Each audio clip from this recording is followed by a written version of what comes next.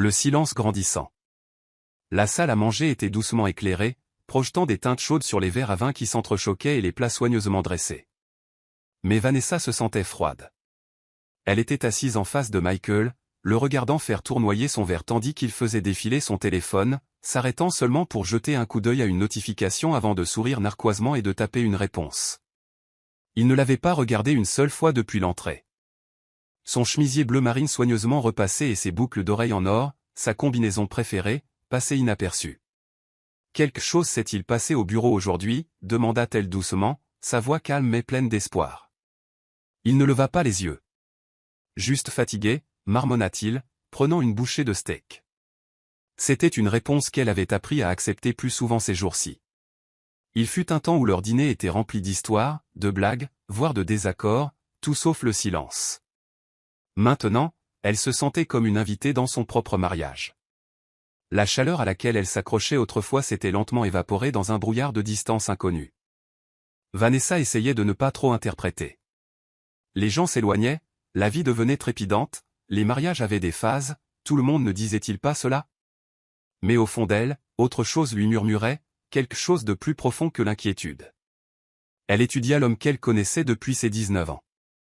Sa mâchoire était plus serrée ces jours-ci, son sourire plus calculé, sa présence atténuée. Et bien que son corps fût assis en face d'elle, elle sentait son esprit à des kilomètres, empêtré quelque part qu'elle ne pouvait atteindre. Après le dîner, Michael se leva de table sans un mot, entra dans son bureau et ferma la porte. Vanessa resta assise longtemps, écoutant le faible bourdonnement de la climatisation et le cliquetis de ses propres pensées. Ses doigts traçaient lentement et méthodiquement le bord de son verre, comme pour apaiser la douleur dans sa poitrine. Elle ne le savait pas encore, mais cette nuit serait la première de nombreuses nuits où le silence parlerait plus fort que l'amour. Quelque chose avait basculé, et bien que Vanessa n'eût pas encore de preuves, elle pouvait le sentir. Le poids d'une trahison qui ne s'était pas encore annoncée. Elle expira lentement et murmura dans le silence, « Où es-tu allé, Michael ?» Mais personne ne répondit, pas même lui. Le secret derrière l'écran. Cela commença par des gestes subtils, Michael tirant son téléphone plus près chaque fois que Vanessa entrait dans la pièce, ou sortant sur le balcon pour répondre à certains appels. Au début, elle l'ignora. Tout le monde avait droit à l'intimité, et elle n'avait jamais été le genre de femme à fouiner. Mais une nuit, alors qu'elle pliait du linge dans leur chambre, elle le vit sur le lit avec son écran légèrement incliné et ses doigts tapotant rapidement. « Est-ce le travail ?» demanda-t-elle, essayant de garder sa voix légère. Il hocha la tête sans lever les yeux, juste en train de rattraper des courriels. Elle hocha la tête, feignant de le croire, mais quelque chose se tordit en elle. Le téléphone qui sonnait autrefois ouvertement sur la table de nuit vivait maintenant dans sa poche ou sous son oreiller. Il l'emmenait même dans la salle de bain maintenant, une habitude qu'il n'avait jamais eue en 12 ans de mariage. Vanessa se dit qu'elle s'imaginait des choses. Mais tard un soir, après qu'il se fût endormi, elle prit doucement son téléphone pour vérifier l'heure, et il était verrouillé. Le code d'accès avait changé. Le lendemain matin, elle aborda le sujet devant un café, son ton prudent. « Tu as changé le mot de passe de ton téléphone. » Michael ne broncha pas, « Oui, c'est la politique de l'entreprise maintenant », répondit-il sans broncher. Ils ont dit que c'était plus sûr. Sa voix était brève, définitive. Vanessa força un sourire et hocha la tête, mais sa poitrine se serra. Il mentait, elle le savait, le sentait, mais n'avait aucun moyen de le prouver. Ce week-end-là, pendant qu'il prenait sa douche, son téléphone vibra à côté d'elle. Elle jeta un coup d'œil à l'écran. L'aperçu du message disait « Je n'arrête pas de penser à hier soir ». Le nom de l'expéditeur était enregistré sous J. Son cœur se serra. Au moment où il sortit de la salle de bain, serviette autour de la taille, Vanessa était déjà sortie dans le jardin, les larmes lui serrant la gorge. Elle ne l'a pas confronté, pas encore. Elle avait besoin de plus qu'un aperçu de message. Elle avait besoin de certitude. Dans les jours qui suivirent, elle se mit à l'observer de plus près. La façon dont il souriait à son téléphone, la façon dont il tapait avec urgence, la façon dont ses yeux vacillaient parfois de culpabilité lorsqu'il croisait son regard. Elle était en train de le perdre. Pas au travail, pas au stress, mais à quelqu'un qu'elle ne pouvait nommer. Et pourtant, à travers tout cela, elle garda le silence. Parce que si elle le disait à voix haute, cela le rendrait réel. Et Vanessa n'était pas prête pour cela. Pas encore. L'anniversaire oublié. L'anniversaire de Vanessa arriva avec peu de faste. Le soleil matinal filtrait à travers les rideaux, et elle tendit la main à travers le lit, espérant trouver Michael dormant encore à côté d'elle. Au lieu de cela, les draps étaient froids. Sur la table de nuit se trouvait une note griffonnée à la hâte sur un pense-bête, j'ai eu une réunion tôt. Joyeux anniversaire. On se rattrapera ce soir. Elle fixa les mots longtemps, le cœur vide. Pas de cadeau. Pas de baiser. Pas même un joyeux anniversaire murmuré à son oreille. La maison était trop silencieuse. Elle prit une douche lentement, s'habilla d'une robe de soie qu'il lui avait autrefois offerte et s'assit seule à la table du petit déjeuner. Le silence semblait lourd. Au fil des heures, elle n'arrêta pas de vérifier son téléphone, espérant un SMS surprise ou une livraison. Rien n'arriva. À midi, elle reçut un appel de sa mère. « Joyeux anniversaire, ma chérie. Qu'est-ce que Michael a prévu pour toi ?» Vanessa sourit malgré la douleur. « Il prépare quelque chose de spécial ce soir, mentit-elle. On fait simple cette année. » Le soir, elle enfila une robe marine et se maquilla légèrement, attendant. L'horloge dépassa 6 heures, puis 8, puis 10. Finalement, Michael appela. « Vanessa, je suis désolé. Le dîner avec les clients a duré tard. J'expliquerai quand je rentrerai à la maison. » La ligne se coupa avant qu'elle ne puisse répondre. Elle se servit un verre de vin et s'assit près de la fenêtre, regardant les ombres s'étirer à travers la cour. Elle murmura à personne, « Tu m'as oublié. » Cette nuit-là, elle mangea une tranche de gâteau restante du réfrigérateur et regarda son reflet dans la vitre. Fini le rire qu'il partageait autrefois lors des anniversaires.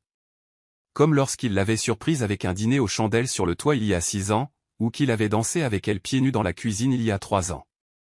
Maintenant, tout ce qu'elle avait, c'était le silence et une oppression dans la poitrine qu'elle ne pouvait secouer.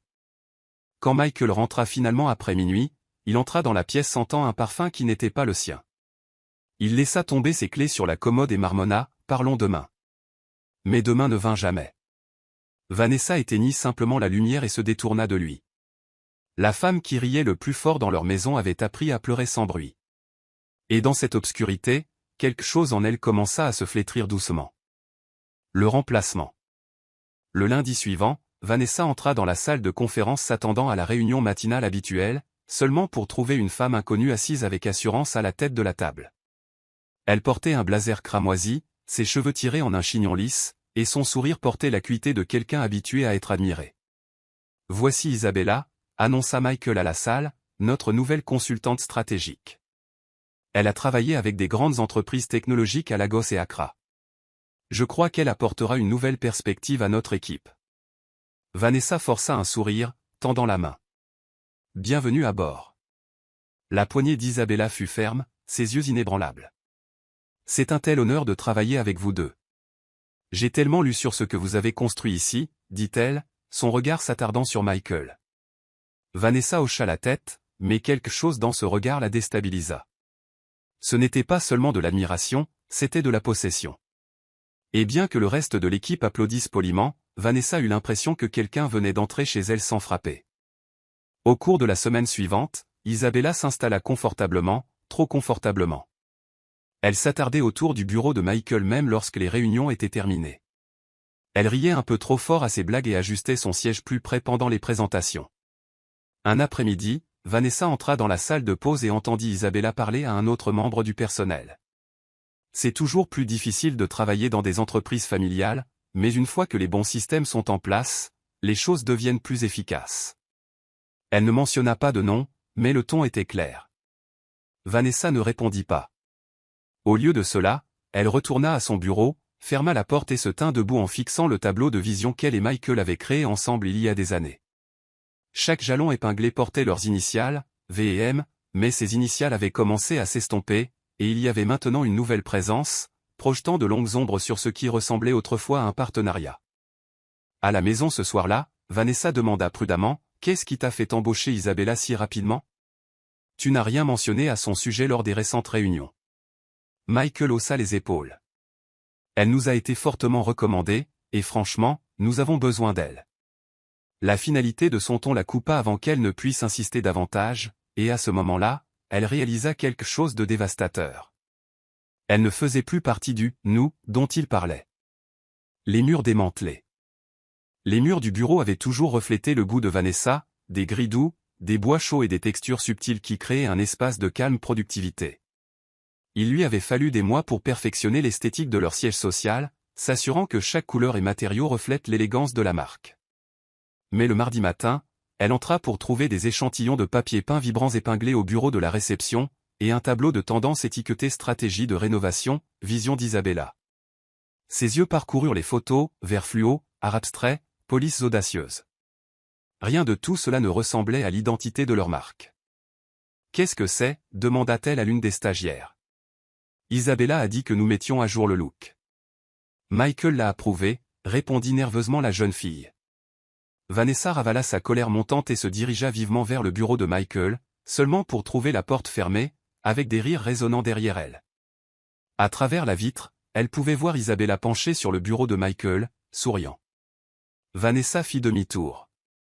Elle n'allait pas mendier la clarté dans une entreprise qu'elle avait cofondée. Plus tard ce jour-là, Isabella apparut à l'embrasure de la porte de Vanessa avec un sourire mielleux. « Vanessa, j'espère que vous avez vu les mises à jour de design. Ce ne sont que des maquettes, bien sûr, mais je vise quelque chose de plus audacieux. Plus actuel, vous voyez ?» Elle entra sans invitation, son parfum épais et ses talons claquant sur le carrelage. Vanessa se pencha en arrière sur sa chaise, gardant sa voix posée. « Nos clients nous font confiance pour un professionnalisme intemporel, pas pour des gadgets tape à accent grave-l'œil. » Isabella ricana. « C'est la beauté de l'équilibre, n'est-ce pas? Vous apportez le classique, j'apporte la touche moderne. Ensemble, nous élèverons tout. » Ces mots étaient flatteurs, mais ses yeux défiaient. Vanessa sourit légèrement. « Nous en discuterons lors de la prochaine réunion des dirigeants, avec toute l'équipe. » Bien sûr, répondit Isabella, clairement amusée. En se retournant pour partir, elle ajouta doucement, « Au fait, j'adore votre écharpe. Tellement discrète. » C'était censé être un compliment, mais cela piqua. Après son départ, Vanessa resta assise à son bureau, le cœur battant. Il ne s'agissait pas seulement de design.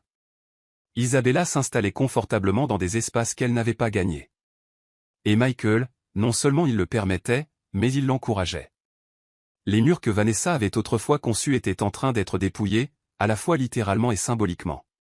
Et cela se produisait avec un sourire trop éclatant pour être sincère. Le rendez-vous clandestin. Le vendredi soir arriva avec le calme auquel Vanessa s'était habituée. Elle avait préparé son plat préféré, poulet au poivre avec bananes, plantains frites et riz jollof, et avait même placé une bouteille de vin rouge vieilli sur la table. Des bougies vacillaient doucement alors qu'elle ajustait les serviettes une dernière fois. À 19h03, Michael envoya un SMS, « Désolé, je vais à un dîner avec des investisseurs.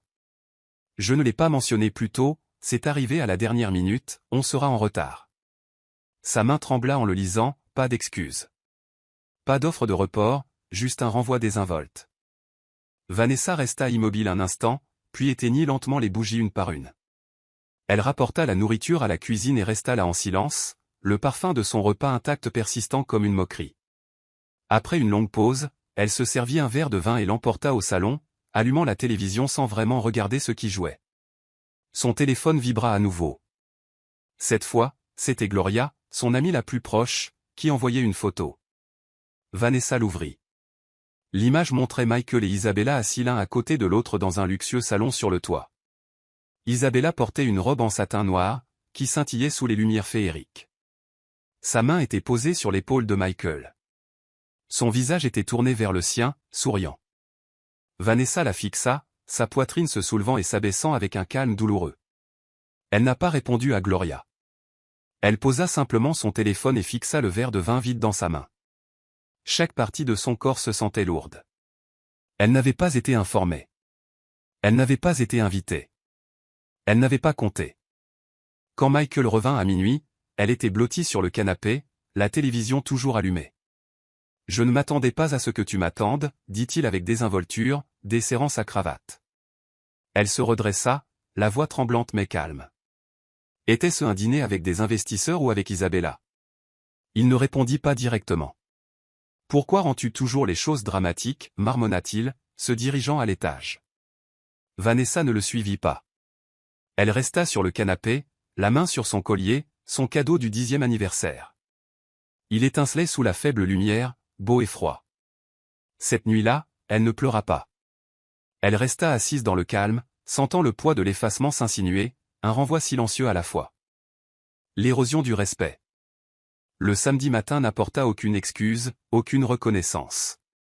Michael se déplaçait dans la maison avec l'aisance de quelqu'un qui s'était convaincu qu'il n'avait rien fait de mal. Vanessa était assise près de la fenêtre, fixant le jardin qu'ils avaient aménagé ensemble autrefois.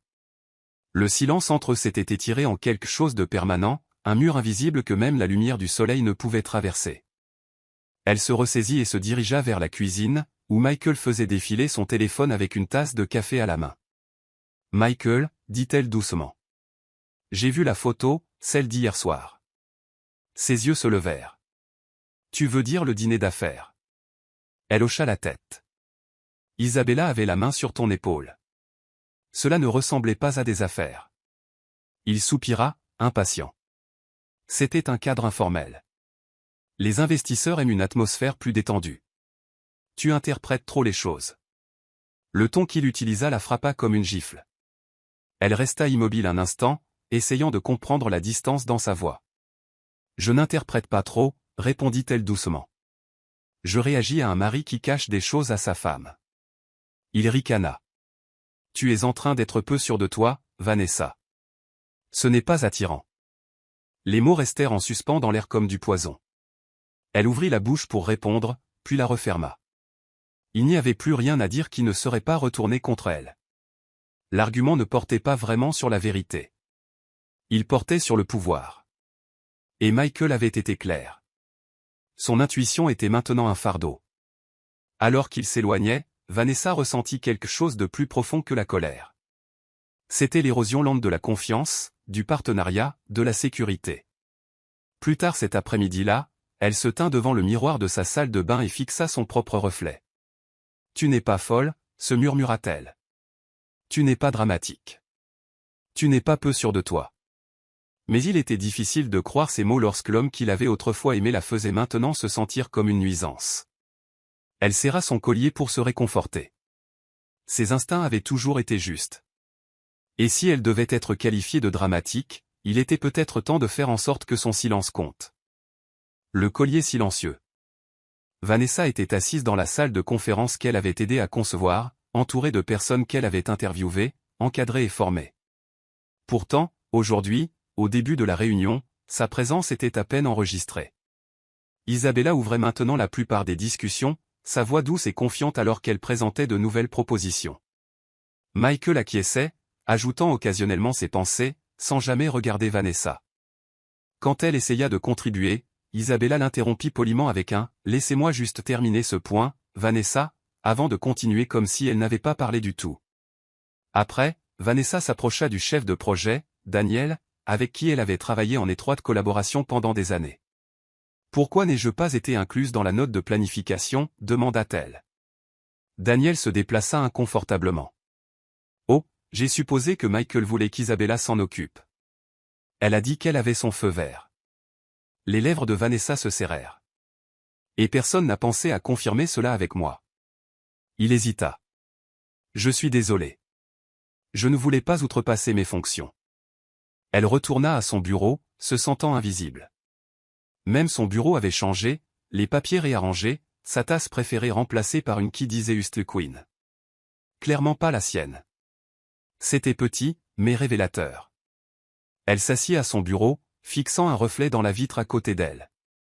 Tout ce qu'elle avait aidé à construire, chaque nuit tardive, chaque réunion client, chaque sacrifice, était lentement réécrit sans son nom.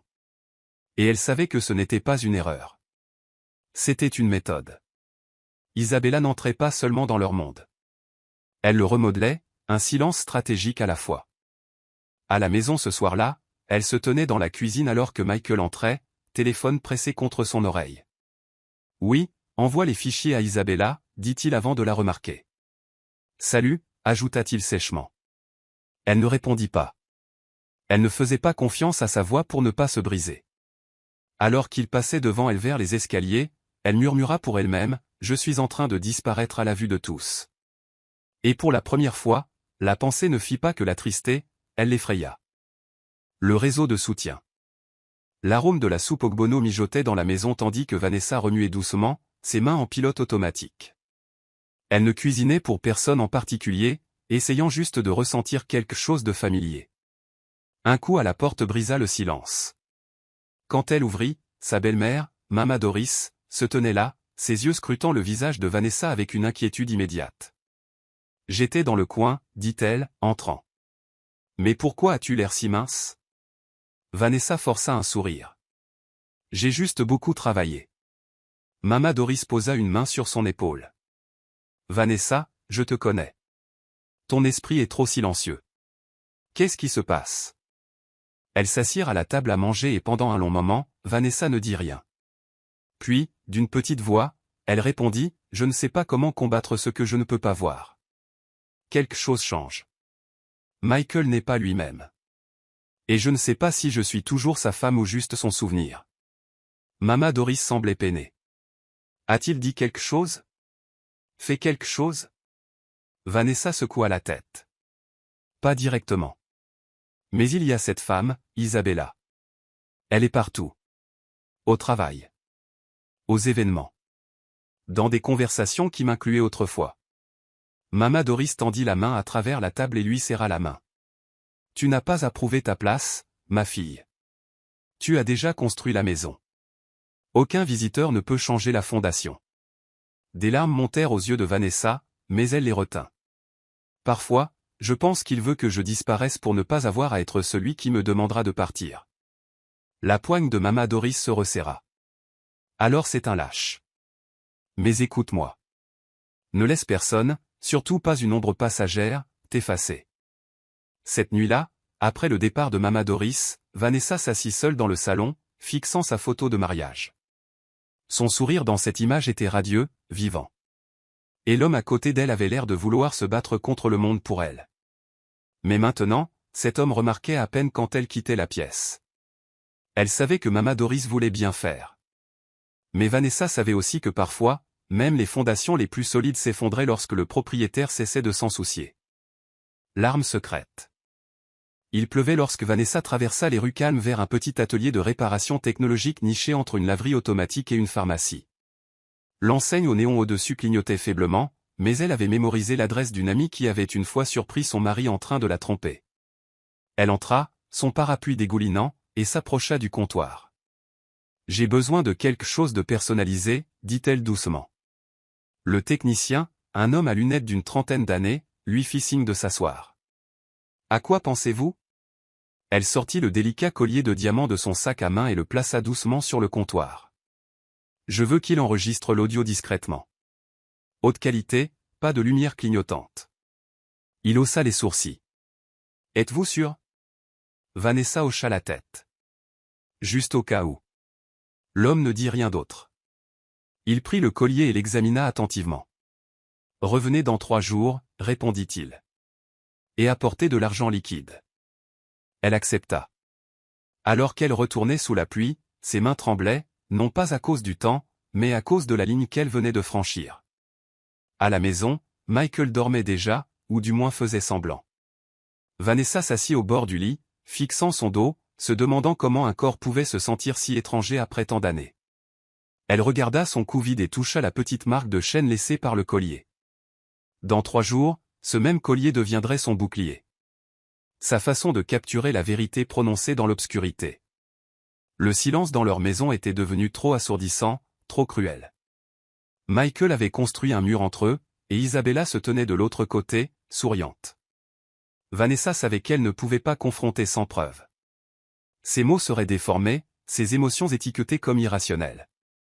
Elle serait dépeinte comme paranoïaque, jalouse, peu sûre d'elle. Mais une fois qu'elle aurait des preuves, une fois qu'elle entendrait de ses propres oreilles les choses que personne n'osait dire à voix haute, alors le silence se briserait enfin. Et si Michael pensait qu'elle était silencieuse maintenant, il n'avait aucune idée à quel point son silence pouvait devenir bruyant. Le collecteur de chuchotements. Vanessa se réveilla pour trouver l'autre côté du lit intact. Le drap était toujours rentré, lisse et non perturbé. Elle vérifia l'heure, 3h12 du matin. Pas d'appel, pas de message. Michael n'était pas rentré. Son cœur battait lentement, plus par résignation que par panique. Elle ne l'appela pas. Elle avait arrêté de le faire il y a des semaines. Au lieu de cela, elle enroula sa robe autour d'elle et marcha tranquillement vers la cuisine, se servant de l'eau chaude et du gingembre. La maison était immobile, à l'exception du faible bourdonnement du réfrigérateur. Alors qu'elle regardait par la fenêtre dans l'obscurité, son esprit vagabonda vers toutes les façons dont elle avait essayé de sauver ce qui restait. Il y avait eu des dîners, des questions douces, des gestes prudents, mais rien ne l'avait ramenée. Elle s'assit à table, ses pieds nus froids contre le sol carrelé. Le silence entre eux s'étirait maintenant jusqu'aux murs eux-mêmes. L'homme qui ne pouvait autrefois pas dormir sans elle était maintenant un fantôme dans sa maison. Au matin, Michael entra comme si rien ne s'était passé. Sa chemise était froissée, sa cravate de travers. Vanessa était dans la cuisine, beurrant des toasts, quand il passa derrière elle. « Tu n'es pas rentré » dit-elle, sans se retourner. Il ne marqua pas de pause. Problème client. Ça a duré tard. Elle leva finalement les yeux. Est-ce que je connais le client? Michael laissa échapper un petit rire, qui portait plus d'irritation que d'amusement. Vanessa, faut-il que nous fassions ça? À chaque fois. Elle posa le couteau. Il est rentré à 7h40. Les draps ont été froids toute la nuit.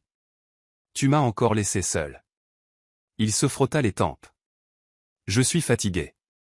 Pouvons-nous simplement manger en paix? Vanessa le fixa, ses yeux pleins mais sa voix plate. Tu as cessé de choisir ce mariage. J'ai juste besoin que tu le dises à voix haute. Il ne répondit pas. Au lieu de cela, il s'éloigna, attrapant ses clés sur le comptoir. Elle le regarda partir sans un mot. Ce jour-là, elle ne pleura pas. Au lieu de cela, elle prit une profonde inspiration, sortit son collier du tiroir et le porta. Il ne clignotait pas. Il ne brillait pas. Mais il écoutait maintenant. Si les mots ne venaient pas de sa bouche honnêtement, alors peut-être qu'ils feraient surface dans les espaces où il pensait qu'elle ne regardait pas. Le gala silencieux. Vanessa n'avait pas prévu d'assister au gala. C'était la soirée annuelle de reconnaissance de leur firme, un événement qu'elle avait autrefois co-organisé aux côtés de Michael, souriant pour des photos et remerciant les clients par leur nom. Mais cette année, son invitation arriva par courriel de groupe. Aucune mention personnelle. Aucun rôle. Pas de discours. Elle décida quand même d'y aller. Elle avait besoin de le voir de ses propres yeux pour arrêter d'imaginer et commencer à confirmer. Elle porta une robe émeraude foncée avec des accents dorés, élégante mais discrète, et arriva en retard pour éviter de se mêler à la foule. Du coin de la salle de banquet, elle les aperçut. Isabella se tenait aux côtés de Michael, portant une robe rouge saisissante avec un dos nu. Une que Vanessa avait portée il y a des années lors d'un voyage spécial à Zanzibar. Seulement cette version était plus courte, plus bruyante, plus audacieuse. Vanessa se figea. Isabella rit de quelque chose que Michael lui murmura à l'oreille, sa main effleurant brièvement sa poitrine comme si elle lui appartenait. Des photographes cliquèrent alors qu'ils posaient ensemble comme un couple en or. Vanessa s'enfonça davantage dans l'ombre, sa respiration lente mais régulière. Elle pouvait sentir des yeux la frôler, certains avec sympathie, d'autres avec pitié, et quelques-uns avec la honte de ceux qui connaissaient la vérité mais avaient choisi le silence. Elle garda son menton haut, serrant fermement son petit sac à main. Le collier autour de son cou se sentit plus lourd cette nuit-là, non seulement par le poids de la technologie, mais par le fardeau de ce qu'il pourrait bientôt révéler. Elle entendit des bribes de conversation, Michael présentant Isabella comme « notre stratège principal » et Isabella appelant la firme « leur avenir ». Ses doigts se serrèrent autour de sa pochette. Il n'y avait plus de « notre ». Vanessa resta là jusqu'à ce que quelqu'un lui tape doucement sur l'épaule. « Gloria. Pourquoi es-tu venue » murmura-t-elle. Les yeux de Vanessa ne quittèrent pas le couple au centre. « Pour regarder » répondit-elle doucement.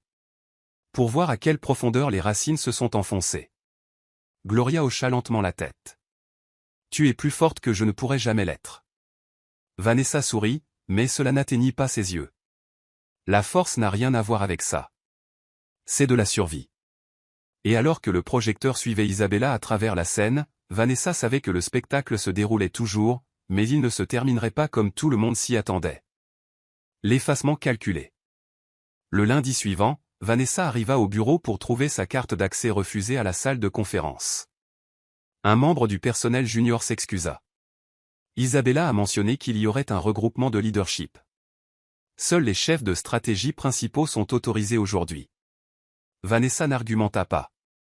Elle se retourna simplement et marcha vers son bureau où sa plaque nominative avait été remplacée par un générique « Bureau de direction ». Ses mains tremblèrent alors qu'elle poussait la porte. À l'intérieur, la moitié de ses photos encadrées avaient disparu, remplacées par de l'art minimaliste qu'elle n'avait jamais vu auparavant. Sur son bureau se trouvait un dossier manille étiqueté « Proposition de congé temporaire ». Son cœur se serra en l'ouvrant. L'écriture de Michael était indéniable sur la note. Compte tenu des tensions et de la fatigue récente, nous recommandons un congé de restauration de 3 mois pour que Vanessa puisse se ressourcer et réfléchir. Les mots étaient chirurgicaux, dénués d'affection, soigneusement conçus pour paraître bienveillants. Elle s'assit, le lisant 2 fois. Elle n'était pas renvoyée. Elle était effacée tranquillement, poliment et efficacement. Quelques instants plus tard, Michael entra, sans même frapper. « Je pensais que tu l'aurais lu maintenant, » dit-il, le ton neutre. Vanessa leva les yeux lentement. « Un congé de restauration ?» Il hocha la tête. « Tu as été submergé, V. Ce n'est pas une punition. C'est juste le temps de respirer. » Elle ferma le dossier. « Et qui a suggéré cela, Isabella ?» Il serait dit. « Ne rends pas ça à propos d'elle. » Le conseil a accepté. « Tu as été distante. Distraite. » Elle se leva. « Tu m'as poussé hors de ma propre entreprise et as blâmé mon silence. Tu as transformé ma retenue en raison de renvoi. » Il soupira. « Tu rends ça dramatique à nouveau. » Son expression se figea. « Dramatique, bien sûr. » Elle passa devant lui sans un mot, serrant le dossier comme une blessure dont elle refusait de saigner. Dans l'ascenseur, elle fixa son reflet, les yeux vifs mais vides. Puis elle sourit d'un sourire étrange, inquiétant. Non pas parce qu'elle allait bien, mais parce qu'elle savait maintenant. Il comptait sur elle pour s'en aller tranquillement. Et elle le ferait, pour l'instant. Mais le collier autour de son cou restait. Et lui, contrairement à elle, ne manquait rien. Le calme de la résolution. Vanessa était assise en face de son avocat, Monsieur Amos Huche, dans un coin tranquille de son bureau privé. L'homme avait été avec elle et Michael depuis la création de l'entreprise, loyal, réservé et profondément observateur. Il la regarda par-dessus ses lunettes sans monture, son expression mesurée. « Vous n'êtes pas là pour parler de divorce, n'est-ce pas ?» demanda-t-il doucement. Vanessa secoua la tête. « Pas encore. » Elle plaça une clé USB sur son bureau. Ce sont des documents d'entreprise, des contrats, des paiements, des transferts, tout ce qu'Isabella a touché au cours des 3 derniers mois. Faites des copies. Stockez-les là où vous seul pouvez y accéder. Monsieur Huche haussa un sourcil. Michael est-il au courant? Vanessa soutint son regard. Il le sera. Mais pas encore. Il se pencha en arrière, croisant les mains. Vanessa, c'est le genre de silence qui détruit les gens. Êtes-vous sûr de vouloir faire ça discrètement? Elle hocha la tête. Je n'ai plus rien à dire qu'il n'ait déjà choisi d'ignorer. Plus tard ce soir-là, Vanessa s'assit sur son balcon, un verre de vin à la main, les lumières de la ville vacillant loin en dessous. Elle regarda les voitures ramper dans les rues, son esprit à la fois en course et étrangement immobile. Le verre de vin ne tremblait plus dans ses doigts comme avant.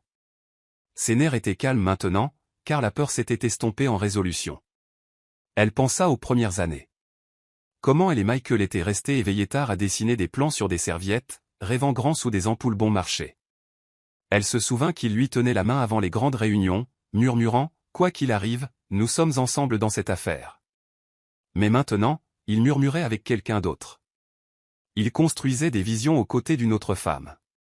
Et Vanessa, qui avait toujours choisi la paix, avait finalement choisi la preuve. Elle porta le verre à ses lèvres et sirota lentement, le collier reposant toujours fraîchement contre sa clavicule. Ce n'était plus seulement un bijou. C'était une archive de chaque trahison, de chaque omission calculée.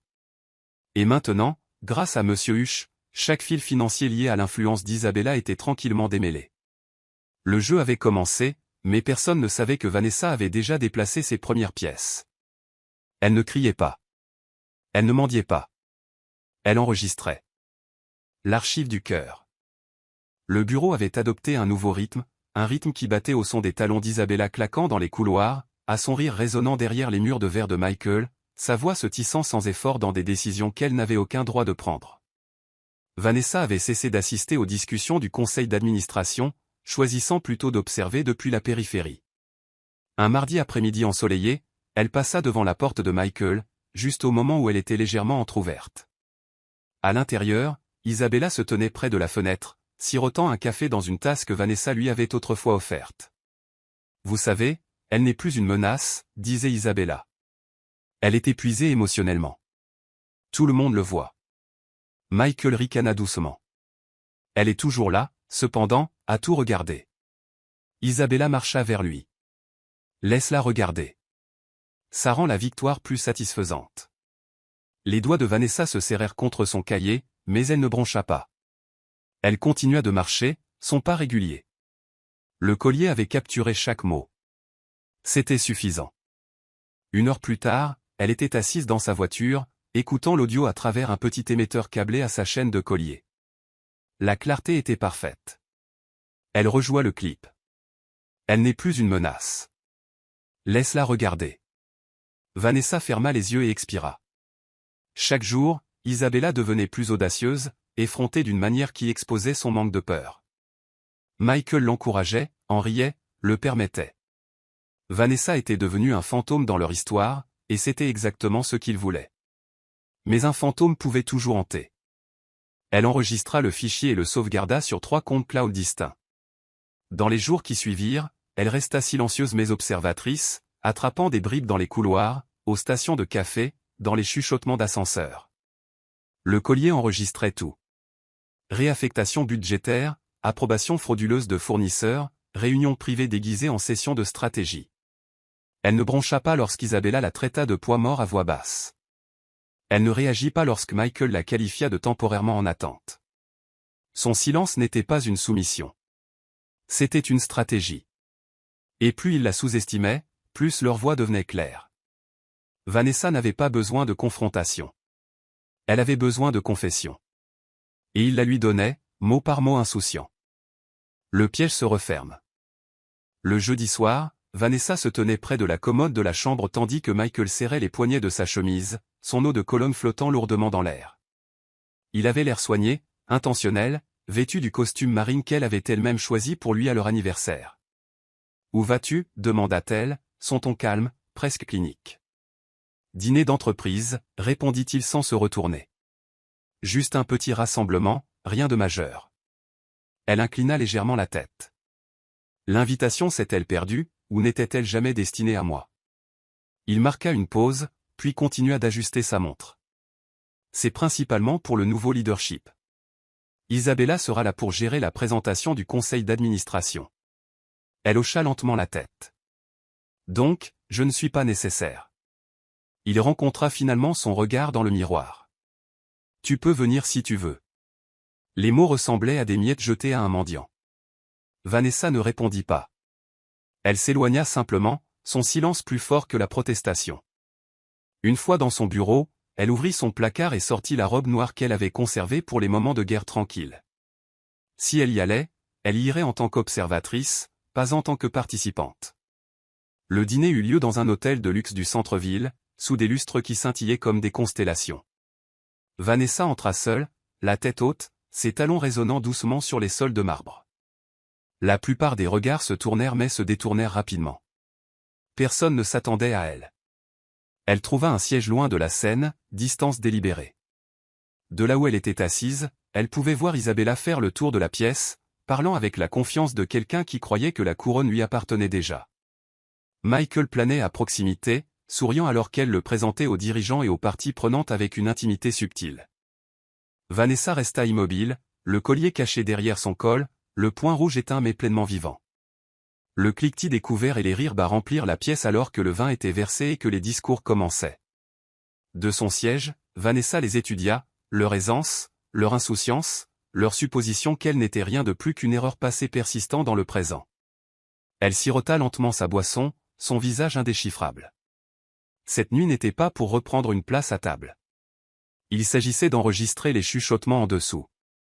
Et si la nuit se déroulait comme elle s'y attendait, ce serait la dernière fois qu'Isabella se déclarerait irremplaçable. Le dernier murmure. Vanessa était assise au bord de la grande salle de bal, sa chaise discrètement rentrée près du fond, partiellement obscurcie par un pilier de marbre. Elle pouvait tout voir. Isabella glissait dans la foule comme si elle possédait l'air, son rire trop répété, ses gestes trop polis. Les invités s'accrochaient à ses paroles, flattés par sa chaleur, trompés par son éclat. À la table principale, Michael riait avec elle, lui murmurant à l'oreille comme si le monde tournait autour de sa présence. Il ressemblait à une performance bien rodée, impeccable, si l'on ne savait pas mieux. Vanessa ne scia pas. Le collier reposait calmement contre sa clavicule, collectant les conversations que personne ne s'attendait à ce qu'elle entende. Un serveur s'approcha. « Madame, voulez-vous du vin ?» Elle leva les yeux. « Non, merci. Je suis juste ici pour observer. » Sa voix était calme mais résolue. Ce n'était pas l'amertume qui la maintenait enracinée à son siège. C'était l'intention. Isabella monta finalement sur scène sous une salve d'applaudissements. Elle portait de la soie blanche ce soir, ironique, pensa Vanessa. La foule se tut lorsqu'elle se présenta comme le visage actuel de la transformation de la firme. Michael était assis au premier rang, applaudissant fièrement. « C'est un moment crucial pour notre entreprise, » dit Isabella en douceur. « Et je suis honoré de me voir confier sa direction. » Alors qu'elle parlait, Vanessa jeta un coup d'œil aux dirigeants autour d'elle. Certains regardaient avec impatience. D'autres portaient un malaise subtil. Elle savait ce qu'ils voyaient. Une femme qui s'était élevée trop vite, détenait trop d'influence et franchissait trop de limites. Mais aucun n'osait le contester jusqu'à présent. À mi-parcours du discours d'Isabella, Vanessa se leva tranquillement et quitta la salle. Dehors, elle s'appuya contre un pilier, respirant l'air nocturne. Gloria la rejoignit quelques minutes plus tard. « Tu vas vraiment la laisser dire tout ça ?» demanda-t-elle. Vanessa sourit faiblement. « Laisse-la faire. Elle écrit sa propre chute. J'avais juste besoin d'une dernière pièce. » Gloria lui toucha le bras. « Et tu l'as eu ?» Vanessa hocha la tête. « C'est toujours en train d'enregistrer. » Pour Vanessa, cette nuit n'était pas une question de confrontation. C'était une question de clarté.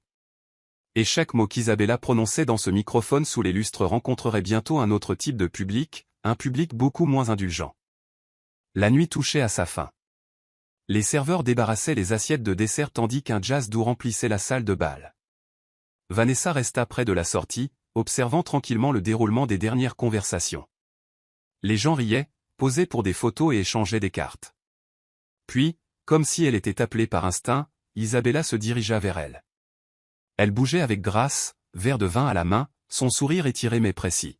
« Je ne pensais pas te voir ici, » dit-elle, s'arrêtant juste devant Vanessa. « Je n'étais pas sûr que tu aies encore le goût de ce genre de soirée. » L'expression de Vanessa ne broncha pas, certaines nuits ne sont pas une question de goût. Elles sont une question de timing. Isabella sourit narquoisement, s'approchant. « Tu sais, » dit-elle, sa voix tombant bas. « Je suis presque désolé pour toi. » Presque. Ses yeux balayèrent la silhouette de Vanessa. « Tu as regardé tout se passer et tu as quand même cru qu'il reviendrait. C'est une forme spéciale d'illusion. » Puis, d'un ton trop doux pour que les autres l'entendent, elle se pencha jusqu'à ce que ses lèvres frôlent presque l'oreille de Vanessa. « Regarde-moi te remplacer. » Les mots tranchèrent l'air comme une lame murmurée. Le regard de Vanessa resta calme, son sourire inébranlable. Elle recula légèrement et regarda Isabella dans les yeux, non pas avec haine, pas même avec colère, mais avec quelque chose de beaucoup plus silencieux, la connaissance. « C'est déjà fait, » répondit-elle froidement. Isabella cligna des yeux, légèrement déroutée. « Excusez-moi. » Vanessa ne se répéta pas. Elle se retourna et se dirigea vers la sortie, ses talons claquant doucement sur le marbre. Derrière elle, Isabella resta figée un instant, déstabilisée. Ce que ni elle ni Michael ne savaient, c'est que le collier de Vanessa avait tout capturé. Chaque syllabe, chaque ricanement. Cette seule phrase, « Regarde-moi te remplacer », deviendrait bientôt une preuve, non seulement d'ambition, mais de mobile. Et alors que les portes se fermaient derrière Vanessa, la nuit froide l'accueillit comme un bouclier. Elle n'avait pas besoin d'applaudissements. Elle n'avait pas besoin d'un public. Elle avait exactement ce pourquoi elle était venue. Et au matin, la femme qui avait essayé de l'effacer se retrouverait effacée à sa place. Les conséquences du matin. Vanessa rentra à la maison juste après minuit, le quartier calme, les étoiles cachées derrière d'épais nuages. Elle verrouilla doucement la porte derrière elle et se dirigea directement vers le bureau. Ses talons s'enlevèrent sur le seuil et elle marcha pieds nus jusqu'à son bureau. Avec un calme délibéré, elle décrocha le collier et le connecta au petit émetteur en argent à l'intérieur de son tiroir. L'écran s'alluma, chargeant le fichier. Elle cliqua sur lire. C'était là, la nuit entière capturée dans un détail parfait. Le discours d'Isabella dégoulinant d'arrogance, les louanges publiques de Michael, et puis le murmure qui changerait tout, « Regarde-moi te remplacer ». Vanessa ne broncha pas en le rejouant 3 fois, chaque syllabe plus claire que la précédente. Elle édita le clip jusqu'au dernier échange et le téléchargea dans un dossier privé sécurisé étiqueté levier. Puis elle ouvrit son cahier et commença à écrire des noms, membres du conseil, associés principaux, contacts juridiques. En haut de la liste, elle écrivit « Président Adewale ». En dessous, mère de Michael, Daph. Conseiller juridique, contact média. Elle ne se précipita pas. Chaque frappe était méthodique. Chaque contact sélectionné avec intention. Elle inclut les fichiers audio précédents, Isabella se moquant d'elle à huis clos, Michael écartant son implication dans les affaires de l'entreprise, les complots discrets. Elle rassembla des captures d'écran, des journaux de sauvegarde, tout ce qui brossait l'histoire complète. Mais son arme la plus puissante était le murmure. Cette seule phrase avait transformé les actions d'Isabella de politique de bureau en sabotage calculé. Vanessa avait toujours su que son silence détenait du pouvoir, mais maintenant il détenait la preuve. Quand elle eut fini, elle se pencha en arrière sur sa chaise, expirant lentement. Sur son écran, le clip audio était simplement intitulé « Tentative de remplacement 23h57 ». Elle le sauva 2 fois, une fois sur un disque dur, une fois sur un cloud crypté. Demain n'apporterait pas de confrontation. Il apporterait des conséquences. Et dans l'ombre de la nuit, Vanessa se murmura une dernière chose, commençons. La fin du contrôle. L'horloge du bureau sonna 3 heures dans le calme du petit matin. Vanessa était assise droite devant son ordinateur portable, la posture droite, les yeux vifs. Le sommeil ne l'avait pas tenté une seule fois. Son cœur était stable maintenant, non pas poussé par la vengeance, mais par la certitude. Elle ouvrit une nouvelle fenêtre de courriel et entra chaque adresse une par une, président Adewale, Daph Maduka, chef des affaires juridiques Grace Nagy, et enfin, Mama Doris. Elle attacha le clip audio du murmure d'Isabella et le fit suivre de quelques documents justificatifs, malversation financière, extrait de voix, horodatage de métadonnées. Elle n'expliqua rien. L'objet disait, pour vos dossiers. Aucune signature, aucune émotion, juste des faits. Elle resta assise un instant, le doigt planant au-dessus du bouton d'envoi. Puis, sans hésiter, elle cliqua. Le whoosh de la livraison résonna plus fort que le tonnerre. Ses lèvres s'entr'ouvrirent légèrement, non par soulagement, mais par résolution tranquille. Après, elle prit une inspiration et composa un dernier courriel à Michael. Elle n'y attacha rien. Aucune preuve, aucune accusation. Elle écrivit simplement. Objet, tu as oublié que je regardais. Tu as transformé mon silence en absence, ma loyauté en faiblesse, et ma confiance en une cible. Mais je n'étais pas aveugle. J'étais en train de documenter. Tu as donné tout ce que j'ai aidé à construire. Maintenant, tu vas en répondre. Elle cliqua sur envoyer. L'écran devint noir un instant plus tard alors qu'elle fermait l'ordinateur portable et se levait. La nuit n'avait jamais semblé plus silencieuse, mais quelque chose en elle s'agitait. Une tempête enfin prête à arriver. Elle marcha jusqu'à sa chambre, enleva le collier et le plaça dans la boîte à bijoux. Son travail était terminé. Puis elle se glissa dans le lit et tira les couvertures jusqu'à son menton. L'air était froid, mais elle dormit avec aisance pour la première fois depuis des mois. Parce qu'au moment où le soleil se lèverait, le silence ne protégerait plus Michael ni Isabella. Il ne ferait que les révéler. Le retour à la tête de table. Vanessa s'éveilla doucement à la vibration de son téléphone qui tremblait sur la table de nuit.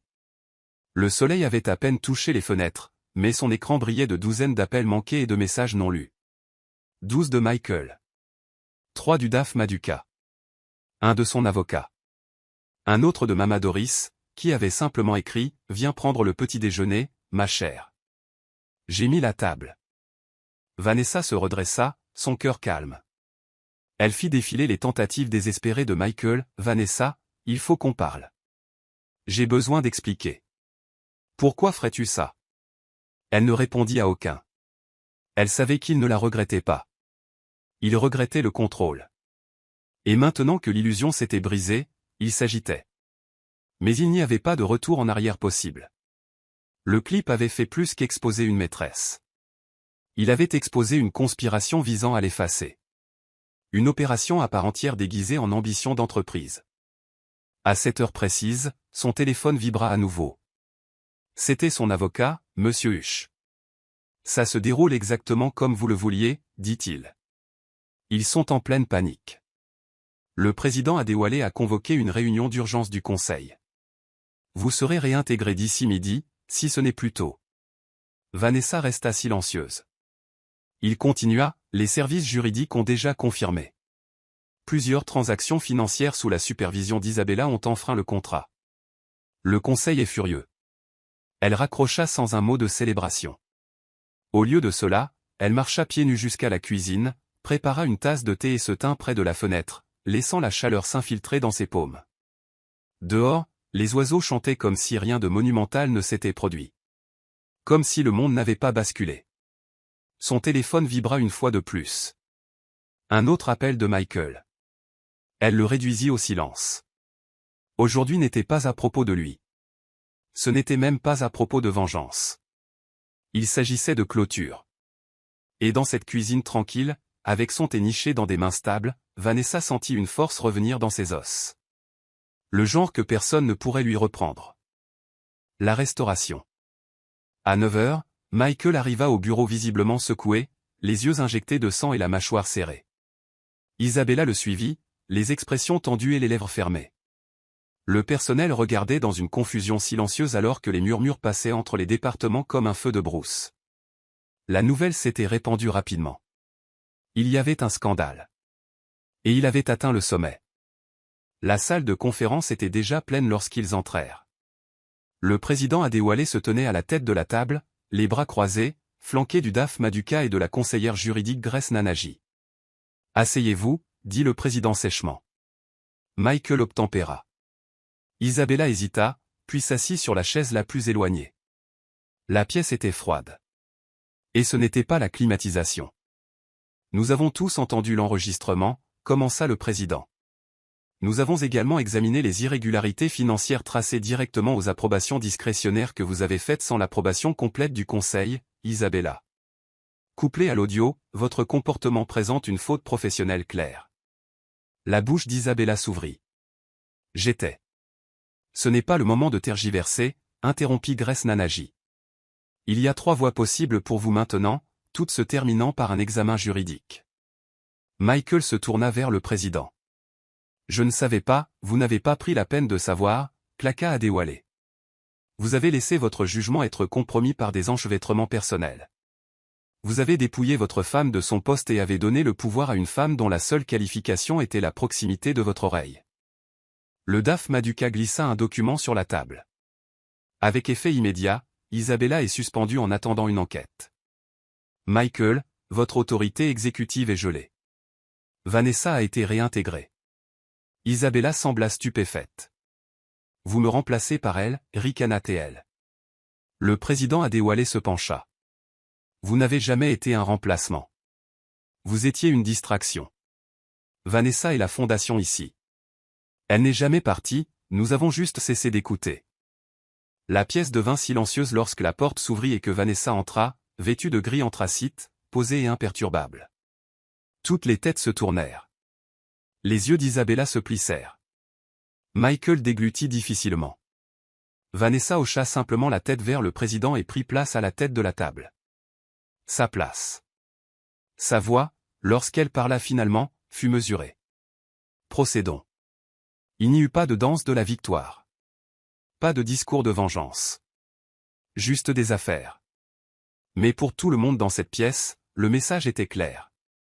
La femme qu'ils avaient effacée était revenue, et cette fois, elle n'avait rien à prouver. Le miroir du silence. Le SUV noir s'arrêta dans l'allée fermée de Michael, ses pneus crissant doucement sur le gravier. À l'intérieur, Isabella ajusta ses lunettes de soleil avec des doigts tremblants, son visage pâle sous son aplomb habituel. « Il a dit qu'il nous rencontrerait ici », murmura-t-elle, appelant Michael à nouveau pour la 5e fois ce matin-là. Pas de réponse. Alors qu'ils atteignaient le portail, Isabella se pencha pour entrer le code, mais le clavier clignota en rouge. Accès refusé. Elle essaya à nouveau, appuyant lentement sur chaque bouton. Même résultat. Elle le frappa une 3e fois plus fort. Rien. Ce doit être un problème technique, dit-elle, jetant un coup d'œil au chauffeur. Le garde de sécurité à l'entrée latérale émergea et s'approcha du véhicule. « Madame, dit-il, s'adressant à Isabella. Vous n'êtes plus autorisée à entrer. » Ses yeux s'écarquillèrent. « Quoi ? Appelez Monsieur Michael. Dites-lui que je suis dehors. » Le garde brandit une petite tablette. « Je n'ai pas besoin de le faire, madame. Votre accès a été révoqué à 7h45 par Monsieur Michael lui-même. » À l'intérieur du SUV, le silence s'installa comme de la poussière. Isabella fixa le portail comme si la pure volonté pouvait le faire ouvrir. « Il ne ferait pas ça, » murmura-t-elle. « Pas après tout ce que je l'ai aidé à faire. Je mérite des réponses. » Elle sortit de la voiture, ses talons frappant le trottoir avec une confiance mal placée, et marcha jusqu'au garde. « Écoutez, vous ne comprenez pas. Il a besoin de moi. » L'homme resta impassible. « Je comprends mes ordres. Vous devez partir. » Son téléphone vibra. C'était un message de Michael. « Ne reviens pas. C'est fini. » Juste 6 mots, mais ils frappèrent comme un marteau. Elle resta là pendant une minute complète avant de se retourner, le visage rougi et les mains tremblantes. Elle remonta dans la voiture, claquant la porte. « Conduisez, dit-elle d'une voix rauque. » Le chauffeur s'éloigna lentement, laissant derrière elle la vie qu'elle pensait avoir conquise. D'une fenêtre à l'étage, Mama Doris regarda avec une satisfaction tranquille, puis se retourna à l'intérieur, fredonnant doucement. Dans ses mains se trouvait une tasse de thé fraîche, infusée non pas pour Isabella, mais pour la seule femme qui avait construit la maison bien avant que la tempête ne frappe. Le choix délibéré. Isabella revint plus tard ce soir-là, provocante. Son rouge à lèvres était plus audacieux maintenant, ses talons plus hauts. Elle sonna à nouveau à l'interphone du portail et parla fermement. « C'est Isabella. J'ai besoin de parler à Michael. » Le silence suivit. Elle sonna à nouveau. Cette fois, une voix répondit, plus âgée, plus stable. « Il n'est pas disponible, » dit Mama Doris par le haut-parleur. « Et même s'il l'était, il ne vous verrait pas. » Les narines d'Isabella se dilatèrent. « Vous ne décidez pas qui il voit. » Le portail resta fermé. « Vous avez eu votre plaisir, » continua Mama Doris. « Mais ce n'est pas votre maison. Vous n'avez jamais été qu'une ombre sur le mur, bruyante, éphémère et inutile. Vanessa a construit cette famille. Vous avez essayé d'entrer en portant sa peau, mais ça n'allait pas, » les doigts d'Isabella tremblèrent contre le bouton. « Il a besoin de me parler. » Le ton de Mama Doris n'hésita pas, il est à l'étage en train de faire ses valises, pas pour vous, pour lui-même. À l'intérieur, Michael était assis au bord du lit, la tête entre les mains, le placard à moitié vidé à côté de lui. Le silence semblait plus lourd que toute confrontation. Mama Doris entra doucement et posa le thé à côté de lui. « Tu as invité la tempête, » dit-elle doucement. « Maintenant, tu dois reconstruire sous la pluie. » Il leva les yeux vitreux. Je ne sais pas quoi lui dire. Alors ne parle pas, écoute juste. Tu ne l'as pas fait depuis longtemps. En bas, l'interphone sonna à nouveau, mais personne ne bougea. Finalement, Isabella abandonna. Ses pas reculèrent, puis le silence. Alors que la voiture s'éloignait pour la dernière fois, Vanessa était assise dans un petit café de l'autre côté de la ville, inconsciente de l'échange. Elle sirota lentement sa camomille, les yeux fermés, laissant le faible bourdonnement de la conversation autour d'elle apaiser la douleur qui persistait encore dans sa poitrine. Elle n'avait pas besoin de savoir ce qui se passait à la maison. Elle avait déjà laissé tout ce qui était bruyant derrière elle. Ce qui allait suivre serait à elle de choisir délibérément, tranquillement et pleinement selon ses propres conditions. La clôture et la clarté. La route menant au centre de villégiature serpentait entre les collines verdoyantes et les eaux calmes, loin du chaos de la ville. Vanessa s'enregistra sous son nom de jeune fille, portant de grandes lunettes de soleil et un chapeau à large bord qui la protégeait du poids de la reconnaissance. « Bienvenue, mademoiselle Amati », salua la réceptionniste, lui tendant une carte clé. « Votre chambre donne sur le lac. » Elle sourit doucement. « Parfait. » Une fois à l'intérieur, elle mit son téléphone en mode silencieux et le plaça dans le tiroir. Pas de courriel, pas d'appel, pas d'attente. Elle s'allongea sur le lit et fixa le plafond longtemps, écoutant le doux bourdonnement du néant. Par sa fenêtre, le lac scintillait sous une douce lumière du soleil. Des canards nageaient paresseusement à la surface vitreuse. Tout était immobile. Elle se leva, ouvrit la porte du balcon et sortit dans la brise. Elle l'enveloppait comme quelque chose de sacré. Pour la première fois depuis des mois, elle pouvait respirer sans permission. Les 2 jours suivants se déroulèrent comme une chanson lente. Elle lut des livres de poche au bord du lac, marcha pieds nus sur des sentiers ombragés et mangea des repas en silence. Pas de conversation à gérer, pas de regard à supporter. Juste elle et la paix dont elle avait été volée. Un soir, enveloppé dans une couverture près de la cheminée, un couple passa en riant, main dans la main, insouciant. Vanessa ne les envia pas. Elle ne souffrait pas de ce qu'elle avait perdu. Elle observait simplement, détachée. Le deuil avait commencé à s'installer, comme des sédiments dans l'eau. Il ne faisait plus rage en elle. Au lieu de cela, il vivait tranquillement dans sa poitrine, faisant de la place pour autre chose, la clarté. Le 3e matin, elle s'assit au bord du lac, son journal ouvert. Elle n'écrivit pas de vengeance. Elle n'écrivit pas sur Michael ou Isabella. Elle écrivit sur elle-même, ses peurs, ses faux pas, sa force. Elle écrivit sur la fille qu'elle était avant de devenir une épouse, et la femme qu'elle était en train de devenir maintenant qu'elle avait été brisée et remodelée. Son stylo marqua une pause alors qu'elle écrivait la dernière ligne de la page. Je n'ai pas été remplacée. J'ai été réorientée. Et pour la première fois depuis des années, elle se sentit vraiment complète. Le retour triomphal. Vanessa rentra chez elle juste après le lever du soleil, sa valise légère, mais son âme nouvellement ancrée. Le retour en ville fut silencieux, les routes toujours vides, comme si le monde lui-même s'était arrêté pour la laisser rentrer sans bruit. La maison avait la même apparence, extérieur blanc, étayé, le rosier fleurissant toujours près du portail. Mais en entrant, elle remarqua le changement. L'air n'était plus lourd. La tension qui s'accrochait autrefois à chaque coin avait desserré son emprise. Dans le salon, des lys s'étaient posés dans un vase transparent sur la table centrale. Leur doux parfum remplissait l'espace comme une excuse non dite. Vanessa posa doucement son sac et se dirigea vers les escaliers. Elle ne s'attendait pas à Michael, mais il était là, assis au bord du canapé, les épaules voûtées, un dossier serré dans sa main. Ses yeux se levèrent lentement pour rencontrer les siens. « J'ai tout signé en votre faveur », dit-il doucement, soulevant le dossier. « Les actions, les propriétés, l'accès au compte professionnel. Tout est à vous à nouveau. » Vanessa ne s'assit pas. Elle prit le dossier, parcourut rapidement les premières pages, puis le posa soigneusement sur la table. « Tu n'avais pas à m'attendre, dit-elle. Michael hocha la tête. « Je voulais faire face à ce que j'ai brisé. Je te devais ça. » Le silence s'installa entre eux comme de la vieille poussière. « Tu m'as fait du mal, Michael, » dit Vanessa, sa voix stable mais pas méchante. « Non seulement avec elle, mais avec la facilité avec laquelle tu m'as effacé de tout ce que je t'ai aidé à construire. » Il détourna le regard, la honte envahissant ses traits. « Je sais, j'ai laissé l'arrogance m'aveugler. J'ai cru aux louanges et j'ai oublié le pilier à mes côtés. » Vanessa le fixa un instant, puis se tourna vers les escaliers.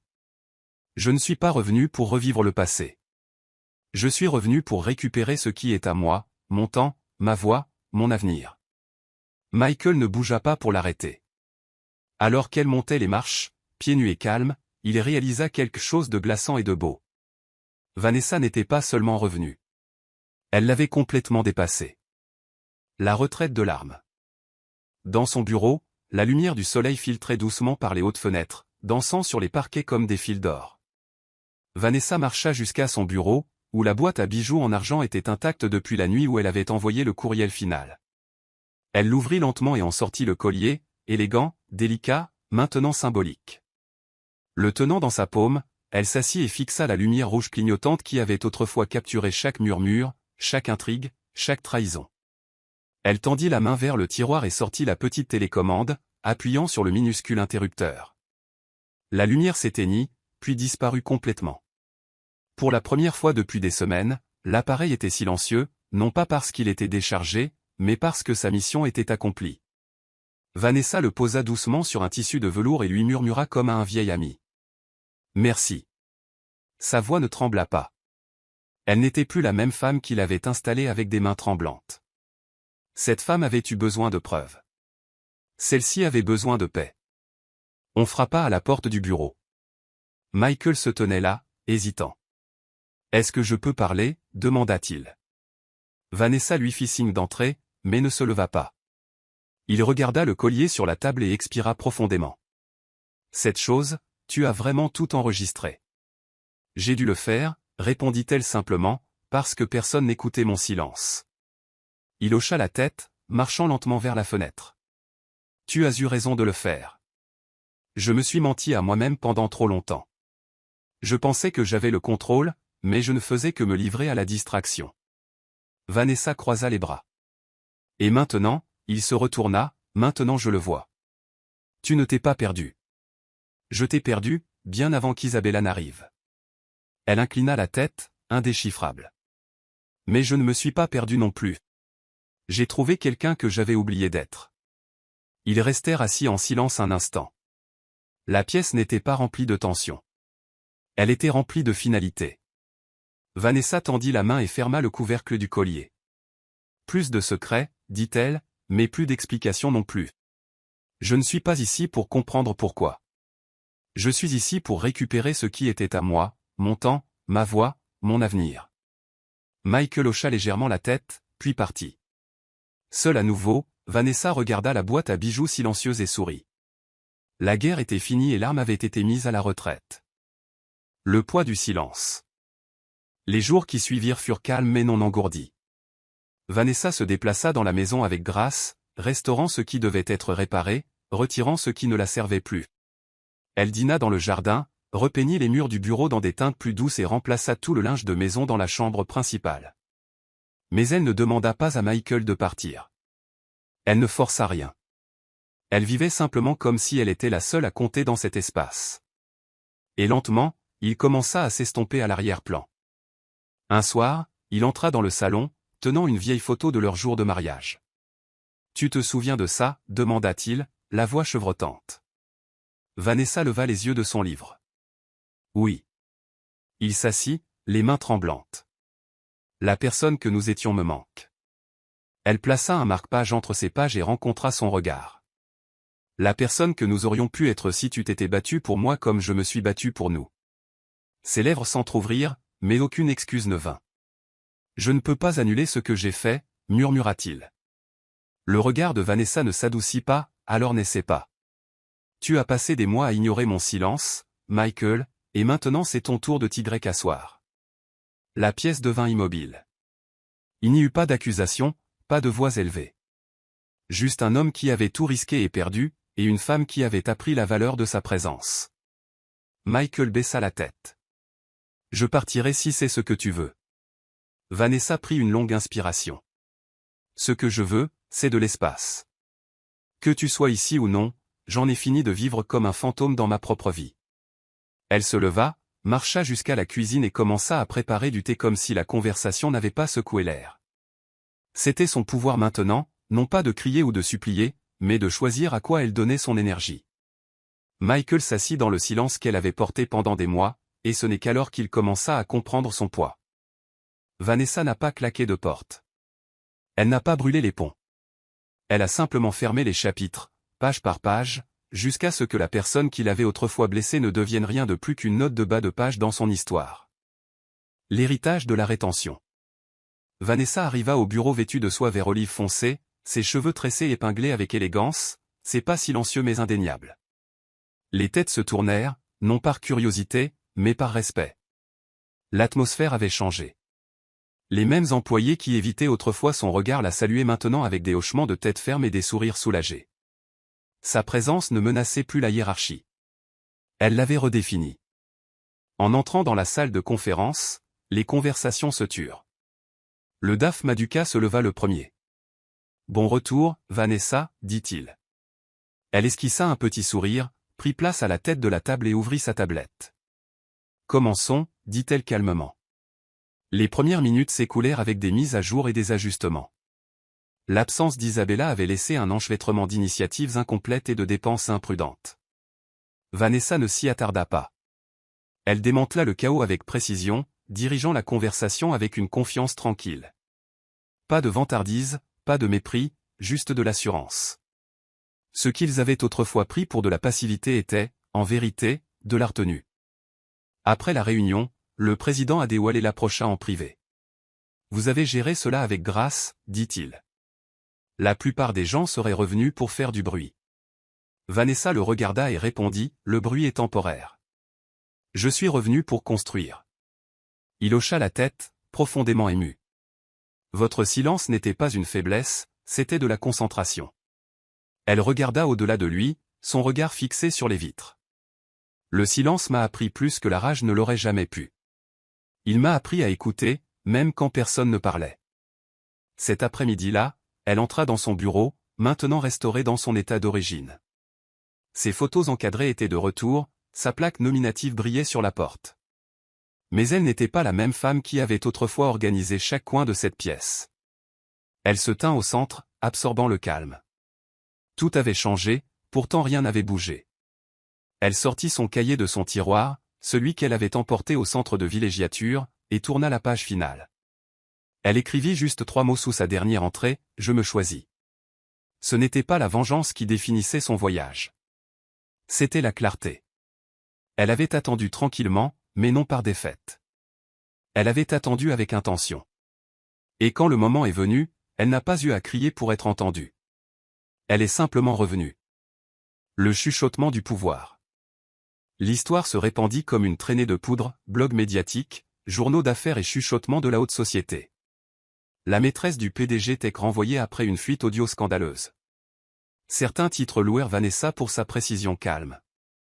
D'autres spéculèrent follement sur les complots de vengeance et la trahison. Mais Vanessa ne dit rien. Elle déclina chaque interview, ignora chaque demande de podcast et retourna chaque invitation à prendre la parole lors de forums d'autonomisation des femmes avec une seule note, respectueusement, « Je ne donne pas de spectacle de guérison ». Dans un monde accro au spectacle, son silence en frustra beaucoup. Mais pour ceux qui prêtèrent attention, ses choix parlaient plus fort que n'importe quel exposé. Un journaliste l'attendit une fois devant sa voiture après un déjeuner du conseil. « Juste un commentaire » demanda-t-il. Vanessa le regarda à travers des lunettes de soleil teintées et répondit froidement, « Tout le pouvoir n'est pas bruyant. Parfois, il chuchote. » Puis elle entra dans sa voiture et disparut dans la circulation. À la maison, elle passait maintenant ses soirées différemment. Des disques de jazz fredonnaient doucement pendant qu'elle arrosait son jardin ou élaborait de nouveaux plans pour un incubateur d'entreprises communautaires. Sa vie n'était plus encadrée par la présence de Michael ou l'absence d'Isabella. Elle était redevenue la sienne. Un soir, Mama Doris lui rendit visite, portant un plateau d'igname frit et de sauce au poivre. Elles s'assirent dans le jardin, mangeant avec une joie tranquille. « Tu n'as pas seulement survécu, ma fille, dit Mama Doris. Tu t'es transformée. » Vanessa sourit. « Je ne voulais pas leur prouver qu'ils avaient tort. Je voulais juste me souvenir de qui j'étais avant d'être oubliée. » Elles entrechoquèrent des verres de Zobo sous les étoiles. Et tandis que Vanessa regardait à travers la pelouse, elle réalisa qu'elle avait finalement reconquis non seulement son espace, mais sa voix. Elle n'avait pas eu besoin de bruit pour être puissante. Elle n'avait pas eu besoin de vengeance pour être victorieuse. Elle n'avait eu besoin que de vérité, de temps et d'un collier qui entendait tout.